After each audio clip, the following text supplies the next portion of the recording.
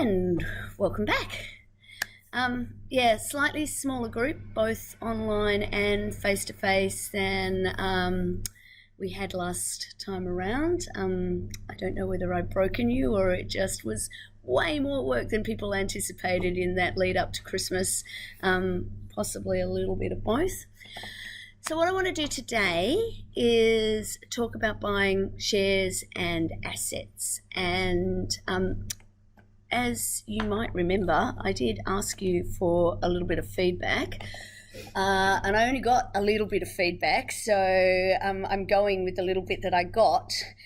So what came out of that for me was I need to get better at balancing some of the different levels of experience in the room. That we have got some people who've got quite a lot of commercial experience, and some people who have very little indeed. So I think conversation was getting away from itself a little bit last time. I'm kind of going to put that back on you guys as well, because I think there's so much value in having people in the room who have experience and also not having to listen to my voice the whole time. That in a way, if we're talking about something that you haven't thought about before or you don't have that experience, ask the question. There is no such thing as a stupid question, and that activity of asking will help those people who already know, quote unquote, refine. You are actually helping them at the same time as you're learning more yourself. But I will be on the lookout for it. Because where we're at now, we're actually only a very small number of students who don't have company law experience as well. So those people, we're not going to do too much company law refreshing anymore. But if you haven't done company, write your questions down that go straight to the company law stuff.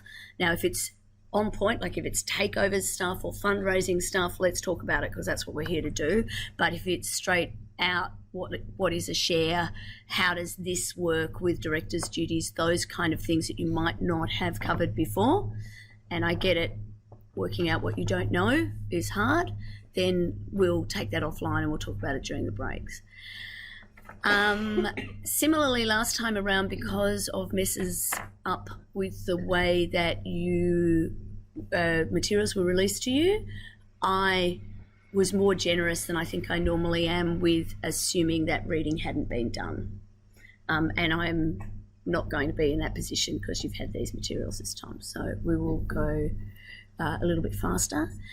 More activities, less talking through the rules, which the irony of me just talking for 2 minutes about or more about the first point is not there. So today I really want to take your word on that more activity is good. And right from the very beginning, those of you who've got computers, I'm going to ask you while you're listening to me to go into the Encyclopedia of Forms and Precedents.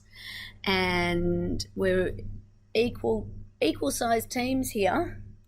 I am going to ask the people on my left if you guys could download a short form sale and purchase of assets agreement, and on this side of the room, short form sale and purchase of shares agreement. And then the two people who are furthest away from me at each end, you are going to act for the purchases of assets or shares, and the people who are closest to me are going to form little teams that are going to act for the vendor or the seller of assets and shares. And so what I want to do as we go through these concepts is I want to keep going back to that agreement and get each of you to sort of talk to each other about actually what does this mean for the documentation? What would you change? How would you do that? And then we can share some of that insight between us. So that's the take on activities today, if that helps. I also have fewer animations. That made me sad, but hey, I can deal with that. So I have, as I've been editing and preparing, I have taken some unnecessary animations out, but hopefully not too many. Come in. Hi, I don't know your name. Ashley, that's what you look like. Hi, nice to meet you.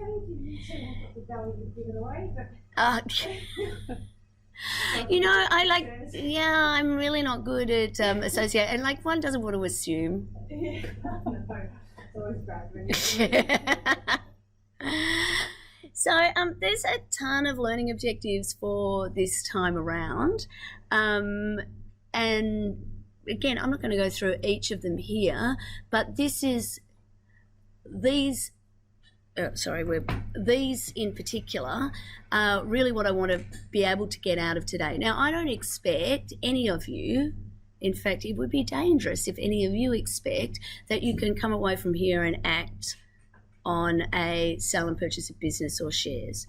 What I want you to do is, using those kind of bullet points, be in a position where you can feel confident about the kind of questions that you ask, and your own ability to get involved in a transaction. So I'm really thinking about what I did as a junior lawyer when I first started doing this work, and what people who have worked for me over the years have done. And so what kind of problems get thrown your way. And it's really about giving you the groundwork. And I know I say this all the time, but the difference between a good lawyer and a bad lawyer is not what they know, but the questions that they ask. All of you will have the skills that mean you can do the research and you can find the answer, but the plan here is for you to know that you're answering the right question. And so that's really what I'm focusing on. We're also going to, over the weekend, we're going to be thinking about takeovers as well. We're going to begin thinking about that here because that really is what a sale and purchase is. It's a takeover. It is a change of control of a business. So we do, although we will talk about the takeovers rule tomorrow and the general prohibitions and when we need to think about the listing rules, etc., we really need to start to think about what those issues are as they go. So what kind of things do M&A lawyers need to be able to think about? What do you guys start with as you're thinking about, Ashley, before we go further, I've asked, you're going to be part of a little law firm down this end of the table. There's going to be 3 of you here. You'll need to introduce yourselves in a moment. And you will be acting for the purchaser of assets. And so if you can grab the sale and purchase of assets short form agreement from the Encyclopedia of Forms and Precedents, we're going to start with that as our template. And as you go, you guys will be talking about what changes you need to do. And for those of you at home listening on the recording, pick a team right now. What do you want to do? You can decide because you're going to be talking to yourself. So I would suggest that you download one or other of those precedents as well while you're listening here so that you can go and actually do these exercises as we go. But just right from the very beginning, what kind of things do you think that lawyers need to be thinking about right at the very beginning when they know that they're going to be involved in a sale or an acquisition that results in the change of control of a business? The parties who are involved. Who's involved? So, and party sounds like a really straightforward question, but there are a couple of things that we need to think about here. Like, who are the decision makers? Who owns the assets or the shares that need to be transferred, and are they the same as the decision makers or the parties who are negotiating?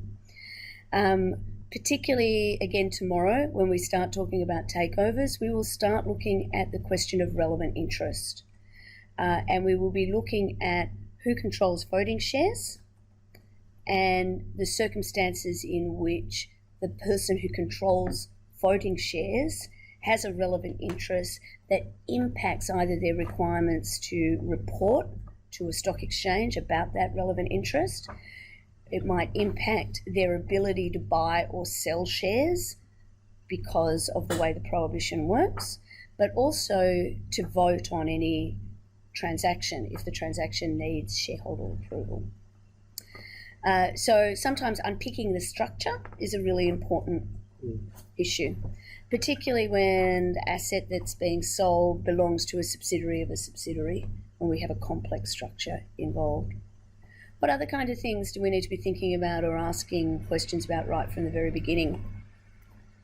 I'm going to turn this fern off because nobody's organised tea and it's just bugging me. Who our client is. Who the client is. And what do they want to achieve? Perfect, absolutely. Who the client is and what they want to achieve. Because they will come to, well, again, depending on the level of sophistication of the client, some will come all ready to go. Term sheets already been signed, they've pretty much done all of the commercials and all they want to do is document and make sure that the documentation matches the instructions. But particularly in the kind of transactions we're going to be talking about today, ones that are below the takeovers regime and aren't affected by the competition law, often we're talking about families who are selling a business for the first time, and it's the only time in their lives they're ever going to do this kind of transaction. So if we think back to the kind of robot analogy, if our robot company has, and really what I want to be thinking about here is we've listed that company now. It's manufacturing its robots and it's decided that it needs to purchase some kind of strategic asset. Now, that asset might be, I don't know, software company. Software company has been developing some kind of robotic AI that's going to replace people like me and mean that you don't actually have to have a human teacher anymore. And they've been working on their educational AI for a long time. It might have been that company just did ordinary old code a generation ago. Might be a family business. Excuse me looking at my phone here, by the way. It's just, I think my one and only speaker might have pulled out today. And so I'm just trying to, I've only got it on to see what the hell is going on. But yeah, I'm pretty sure we're going ahead without a speaker. It's really not been my week. Anyway, so yeah, we've got this, it wants to buy this asset. I'm going to make it a second generation, okay?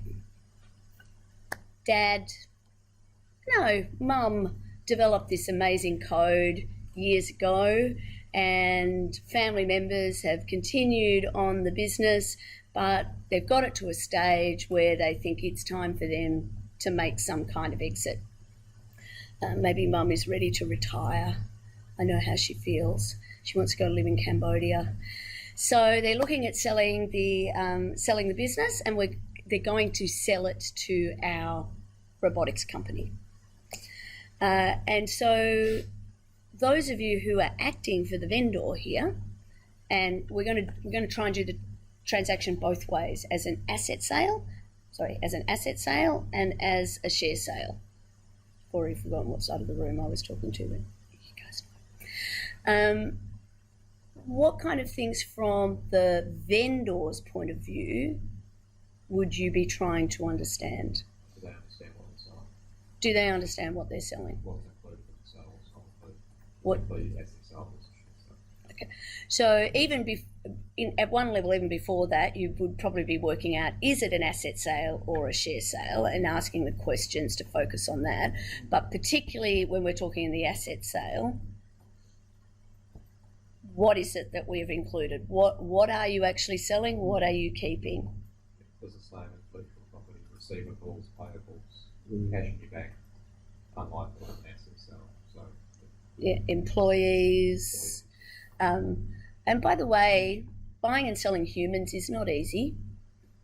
It's, illegal. You don't have to think very hard about that. You do not buy and sell employees. You do not buy and sell customers. What do you do? transfer. So Well, but How is that different? If it's an asset sale.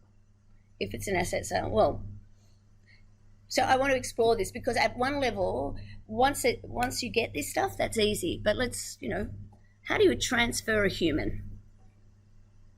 Through some employment agreement or otherwise. Yeah, so you actually transfer the contracts. So, and then again, so think about, so what are the contract law issues with transferring a contract? Whether it's the same rights and obligations, whether it's debated, assigned, something like that. So, yeah, well, the question becomes so we go back to some really kind of basic contract issues at one level. It's like, well, the first thing we go to is privity of contract. A person who is not a party to a contract can't enforce it. So the purchaser, quote unquote, of an employment contract needs to do something or something needs to happen in order for the purchaser to be able to enforce that contract. And similarly, an employee, something needs to happen to the employee so the employee can enforce the employment contract against the person who is employing them. Make sense? And so are employees parties to, here I'm going to talk about an asset sale and purchase agreement? No. Well, they might be if they are also the vendors, if they are the owners of the business. But no, they're not. So part of the transaction will involve some kind of assignment or more likely a novation of or assumption of contract documents. Similarly, if this company supplies AI software to a range of different places, say this university, for example, it might be midway through a contract at the time that the sale and purchase happens, or the sale and purchase of the business happens. What does that mean for a customer?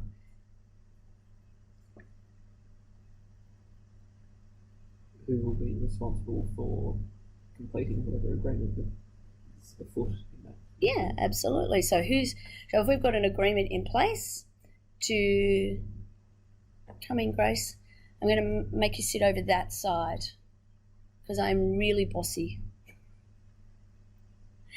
I'll explain why. Yeah, you can sit there.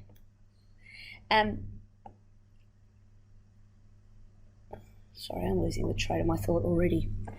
And we've only just started the day. So we've got a contract that is in place, a contract to supply AI tools that pick up plagiarism to universities. This will be an incredibly useful piece of software in my teaching robot. Come in. I want you to sit on this side this time. My law firms are growing. So we've got this, it's being built, hasn't yet been delivered, and the business changes hands right in the middle. What has to happen? It's an asset sale, we like to notify the customer. You'd have to notify the customer. Does the customer have to continue on? No. But what if the agreement is halfway through being performed? How does that impact a customer who doesn't want to go ahead? Not a preparation. It's been performed. Essentially, commercially, the result will be whatever the result is. The lesson is you cannot force humans to move from one contract to another. The very understanding, the very basis of the idea of contract as a private law means that only the parties to the contract can enforce it, which also means that parties cannot require an exchange without some sort of agreement. So again, often and this would be one of the reasons, if you have key material contracts that are yet to be performed or have some kind of guarantee or payment process in them, that would be one of the motivations for looking at a share sale agreement instead of an asset sale agreement, one of many motivations. but we can actually agree to some sort of assignment. Okay. I am just going to work on the basis that this speaker is probably not coming and hope for the best, because that's just ridiculous. And then even if you do it as a share sale, there might be a change of control provision. Absolutely. Anyway, So well before, one of the questions that comes up for lawyers in these kind of transactions is going back to, it's Michael, isn't it? Michael's original statement, what is being bought and sold, moving beyond that into what contracts are there and what do they say about changes in control. It's one of the very first things that you are looking at doing. Now, companies or vendors who are looking at selling their businesses will often be building those kind of provisions in well in advance. So if you have a strategy that is looking at sale in the future, or even just having the possibility of it, it is not at all uncommon for contract suppliers to say, we can change who the supplier is just by giving you notice. So contractually obliging a party to accept a new provider, provided that they're still dealing with the same terms. Similarly, customers who have power will often include change of control clauses as well. I'm very happy to buy my AI systems from Microsoft, but if they decide to put Google in charge of doing that instead, I may not be so happy. So I have an ability to veto, even when the change is happening higher up the tree. So we're looking at what contracts they have, what the assets are for that kind of reason. We might also look at timing, like what kind of time we have to get this done.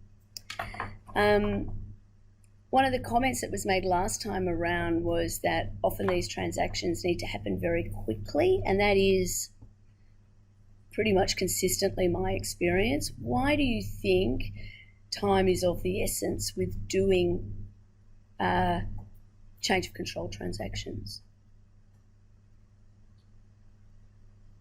Take advantage of opportunities in the market. Absolutely, taking advantage of opportunities in the market. risk. Sorry, risk? Risk. So tell me about the kind of risks that might be. Risk of change in the vendor's own business. Yep. So something might change tomorrow, a employee may walk out, it's really important to the purchaser. They may lose a contract, a month from now.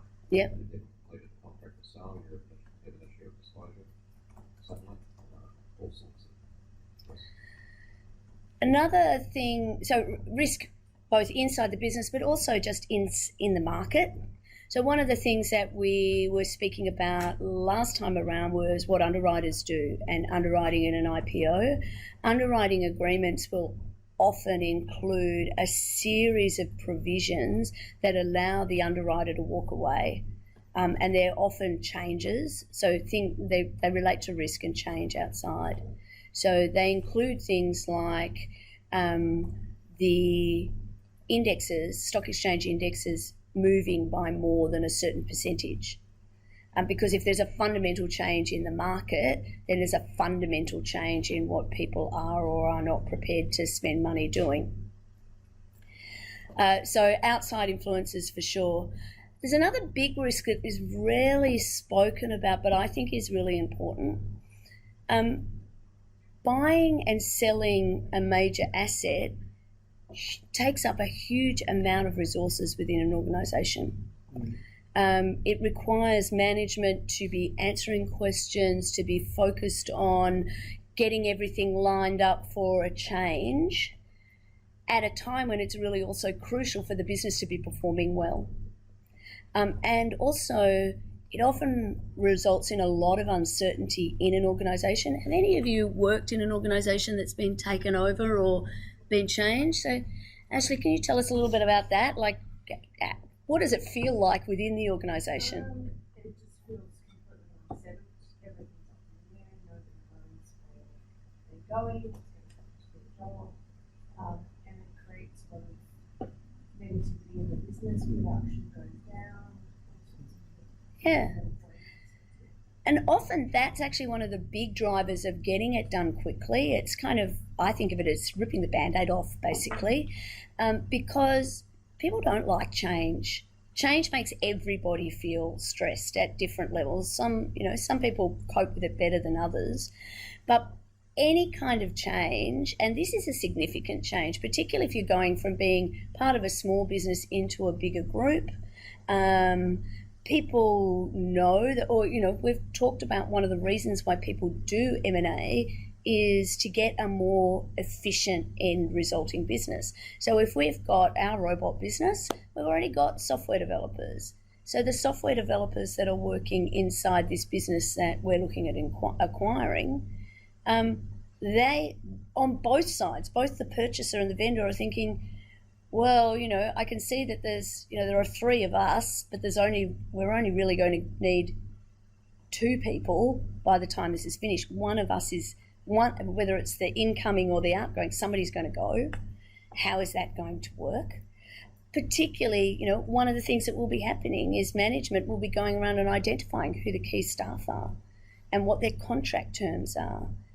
So lots of different things to think about, some of which our clients will be their awareness will be really heightened, even if they've never done this before, some less so.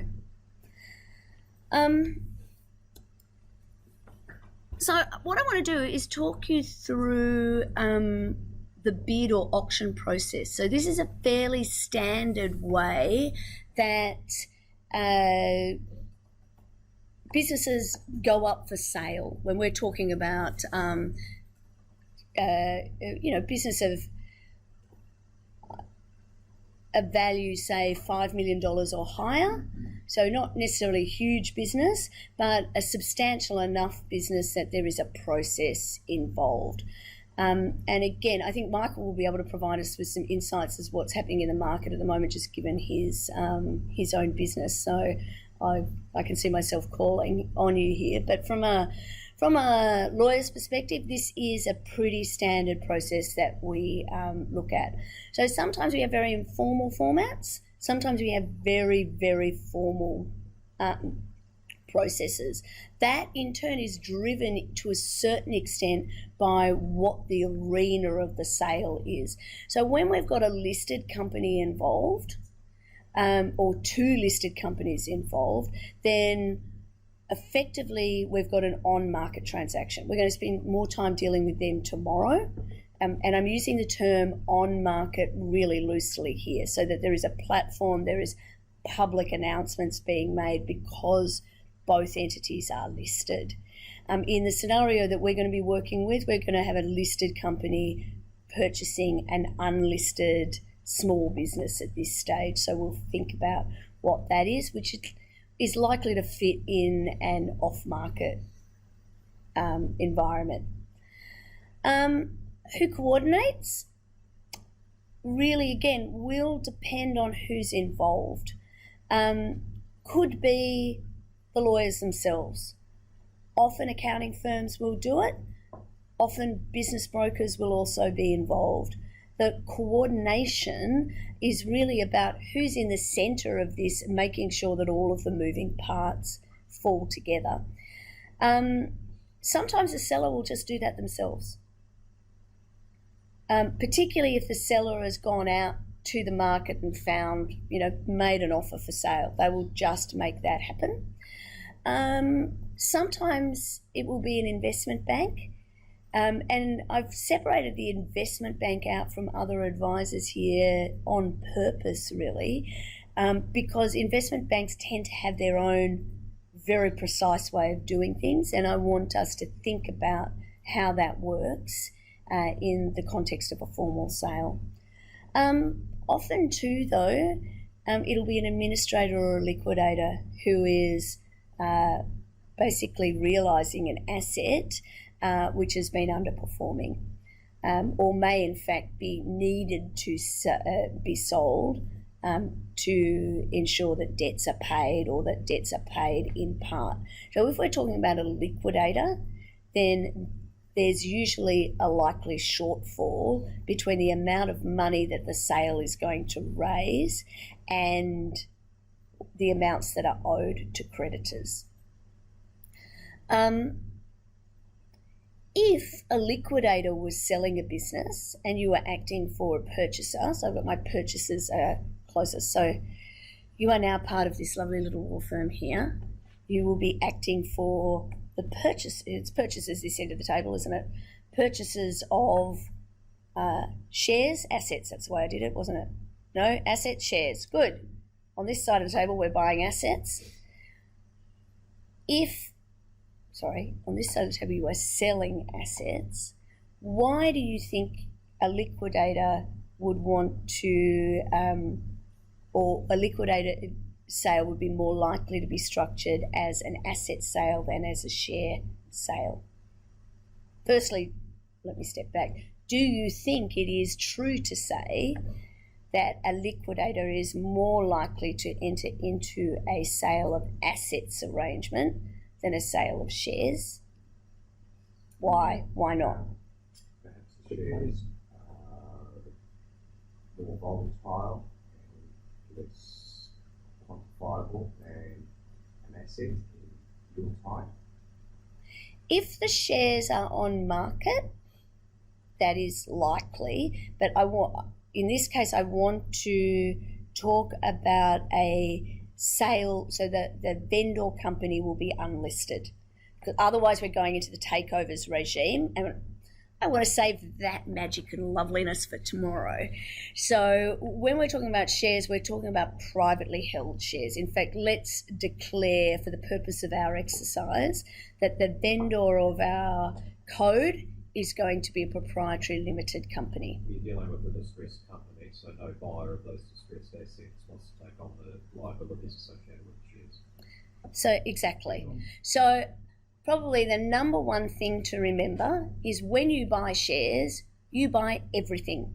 You buy the history, you buy every obligation that the company has, you buy the history. So the first ever M&A transaction I was ever involved in the 80s was the sale of a mine site in a place called Savage River in Tasmania. So yes, right from the very beginning I was involved with evil corporations. And this was actually, the mine company was a joint venture. It was owned by an American group called Peabody, as it turned out. I don't even know if they're still around. And Sumitomo Corporation, so a Japanese corporation. So this was the 80s when Japan was a powerhouse, and that was, there was a huge amount of Japanese investment in Australia, particularly in mining. So they had, God, I should remember. It was a coal shale mine from memory out in the wilderness. I can only imagine how dirty it was. But it had been running since the 1950s, late 1950s, and it had effectively, the resource had been exhausted. And the company was at the very end of its life. The joint venture was at its very end of its life. But what were new technologies at the time for extracting more ore from the shale, or the leftover from the mine, had been developed by the Americans. So they wanted to continue. That was actually done as a share transfer, as it turned out. It was not a distress situation, but the vendors paid the purchaser so that the purchaser would take over the balance of the shares. So think about that. It was in the order of about $100 million at the time. It was not an inconsequential amount of money. So the vendor pays the purchaser $100 million to take ownership of the shares.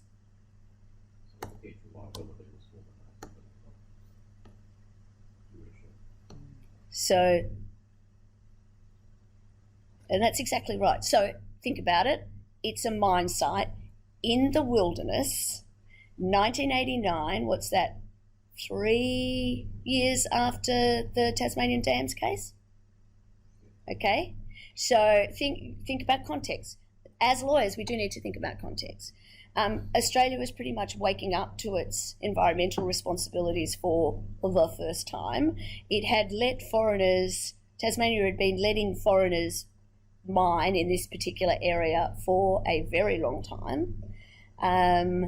Only just starting to think about well before Mabo and Wick, but we're talking about an increased awareness of the rights of traditional owners.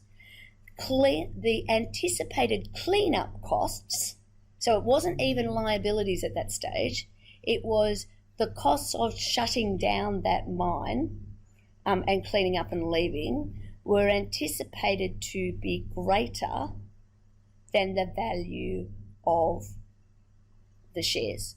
So in order to get out, if it continued to own the shares, then Sumitomo Corporation, who we acted for in that particular transaction, would have had, even notwithstanding the veil, because it was a joint venture, and because both of these companies had policies that meant that they didn't abandon investments in other places, that they weren't prepared to be sued by local governments in relation to their obligations in relation to something that was left over.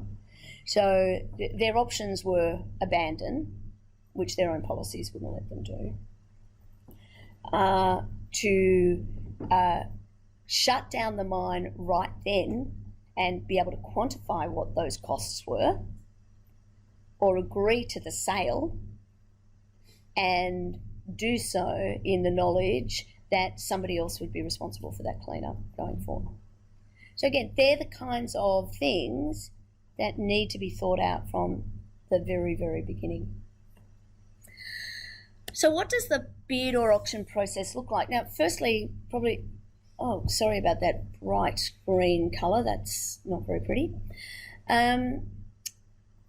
One of the first things that we need to think about or understand is, even though I'm using this term bid auction process, and that is the terminology that we tend to use, it's not an auction like you imagine an auction when you're buying or selling a house, usually. What is it's more like what we used to call a Dutch auction, in the sense of a vendor might be offering their business for sale, but the person coordinating the sale or the vendor themselves will be receiving various bids. The bidders won't necessarily know what the other bidders are submitting, but it is effectively an auction process. So typical process looks a little bit like this. We start with a non-disclosure agreement. Once that's signed, some preliminary information about the business is prepared, well, it should be prepared by the time the NDA is actually given, but it will be provided to the purchasers or prospective purchasers. Usually somebody will put together a pack and the same information will go to everybody, although very occasionally, particularly when strategic bidders have been identified, so where somebody who is broking the sale is seeing an opportunity that might suit a particular purchaser, they might tailor the pack in some way to show what those strategic benefits will be. And then indicative, usually non-binding bids will be collected. So again, we'll do this from in the broader sense. Ryan, can I put you over here to make you part of this law firm of 3 people? I've got 4 firms of 3 now. I'm feeling happy. Please. So think about this. Why would, at the very early stage, a bid be non-binding? Surely a vendor wants to know that the price or the terms that they've been offered will be binding early on. The idea is valuation. So who's getting an idea of valuation? Vendor is. But if you've got multiple people bidding, they're either going to give you, say I put down a indicative bid of $1 million and Billy here 1.1 mil and Michael here 900,000. Why wouldn't you want a binding bid? So what are our options? Well, they won't just get that price. Yeah. So an indicative bid is usually, it's exactly that. It's an indication. And on both sides, we'll want to keep options open, right? Because some parties will be just looking for the money. There is no doubt about it. Money is the easiest thing to compare. But that's not always the case. So I've seen vendors take a lower price in exchange for both guaranteed ongoing employment in the business and golden handshake to walk away. So often a vendor's motivation will be to do with their own personal future as well. So I'll take a lower price in order to keep my job. I'll take a higher price or a lower price in order to never have to see you again. I've seen both of them work. Other kinds of indications could be the amount of time. So the easiest things to compare anything with numbers, right? So price, how quickly or slowly it is that you want to do it, and also how you will structure it. So the structure, that tax implications for the vendor in particular can be quite different depending on how the deal is structured. And we'll talk about that in a little bit more detail as we go. Also, from a purchaser's point of view, so those of you who are acting for purchasers, why might a purchaser want their bid to be indicative at the early stage? Because of due diligence. They've only got preliminary information at this stage. So they've got information that hopefully, or if they've made a bid, then they trust it enough to indicate, to put a card on the table.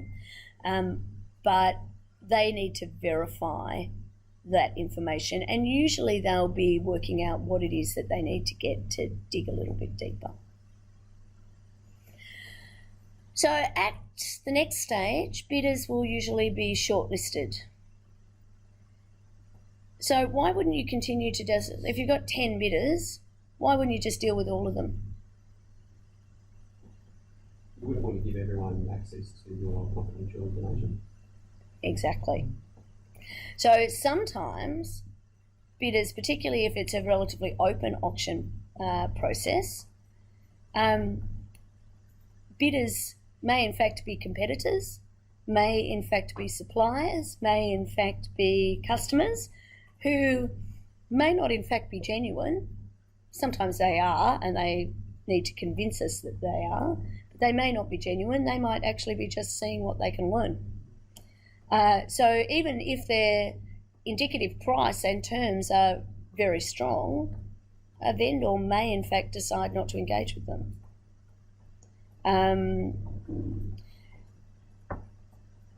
Also the logistics. The logistics of dealing with 10 bidders and controlling that and time is really quite difficult. So we started to talk before about what it's like to be in a business that's for sale. It's not a pleasant place to be, and it adds to people's workloads exponentially. So if you are responding to questions from 10 lots of people, so usually, and again, look, these are commercial things, so commercial things will happen in different ways all the time, and you see trends. 3 shortlisted bidders is a lot. It's usually you will go down to 2, and quite often it might even be 1 at a time. You might right from the very beginning say, okay, you're my preferred bidder. we will go through the next part of the process with you, lock somebody in fairly early on, maybe even some sort of exclusivity arrangement, which you may need to pay for, but not always. And then we go into our proper due diligence. So we'll talk a little bit more about that as we go. But again, the theory behind it and the actual activities are not terribly different from IPO due diligence either. The questions tend to be driven by the purchaser rather than driven by the directors or those who are responsible for the prospectus. After a due diligence process, usually there is a fixed time, particularly if there are multiple bidders. A final bid would be tendered. So, okay, those of you who are selling assets or shares, doesn't matter at this stage, what would you be looking for at the tender stage? So when final bids are coming in, let's assume that you have got two potential purchasers. What kind of thing do you think that you would be looking for at that stage? Certainty. Certainty. So I want to know how certain is it that each party can actually complete this transaction. Absolutely. Capacity is part of it. So often how we do that is by proposing a share sale agreement or an asset sale agreement right up front. So one of the things that a tender might include would be a markup of the agreement to say either I'll accept your terms outright. I've never ever seen that, but I'm sure it's possible, or a version of the agreement you are asking the vendor to provide a bid that is a version of the agreement that they would be prepared to sign with some of the gaps filled in. I need you to fit in somewhere because you're going to join a law firm. A version of the agreement that they would be prepared to sign with the material terms filled in. So what might the material terms be in that context? What kind of things would you be needing to see? How are they going to finance it? So even before we will ask how we're going to finance it. It's an excellent question. But before, if we just talk about the agreement, what kind of material terms would we need to see in it? Hopefully you've got a short form version of your agreement that you've downloaded from. So quickly go and have a look at it. In fact, talk in your little law firms for a moment. Make sure you introduce yourselves and know each other's names now. So I've got the mega firm up here. I'd like a firm name by the time we're finished because when you come back. Mega firm here, you are buying shares. No, you're selling assets, the complete opposite of what I said. You're selling assets. You are selling shares. You are purchasing assets and you are purchasing shares. But from a transaction point of view, grab your document. From the purchaser's point of view, think about what are the material terms that you would need to put in there as a bid, or which terms you would identify as bidders. As vendors, think about what terms you would need to see in there. And I'm going to stop the recording and you guys who are listening here can come back to hear the exciting next installment.